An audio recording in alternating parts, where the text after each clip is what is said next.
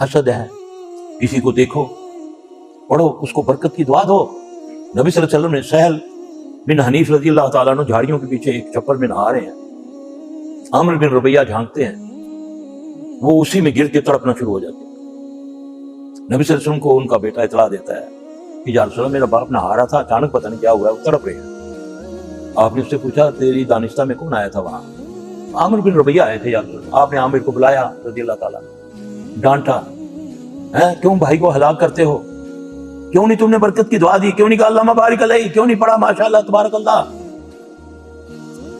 پھر آپ صلی اللہ علیہ وسلم نے اس کو حکم دیا، اور یاد رکھنا نہ جادو اتنا خطرناک ہے نہ جن کا اثر اتنا خطرناک ہے، سب سے خطرناک جو چیز ہے وہ نظر ہے، یہ یاد رکھنا۔ نبی صلی اللہ علیہ وسلم نے فرمایا اگر کوئی تقدیر پر کوئی چیز بھاری ہوتی تو وہ نظر ہے۔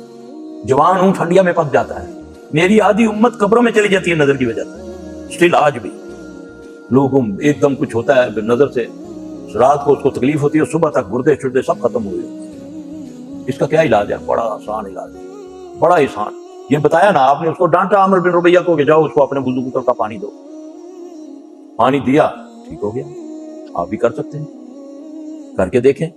اچانک دیکھیں کوئی مہمان گیا ہے یا کوئی آپ نے گاڑی لی ہے، کوئی جانور لیا ہے، اچانک وہ عجیب سا معاملہ اس کے ساتھ ہو رہا ہے، تو آپ اپنے وضو غسل کا پانی اس پہ ڈالیں، بیوی خامند پر ڈال دے، خامند اپنی بیوی پر ڈال دے، بچے کا پانی لے لے، انشاءاللہ نظر کا ایک دم توڑ ہوتا ہے۔ یہ ہے اصل چیز، یہ ہے بتانے والی، جس سے ہم دور ہیں۔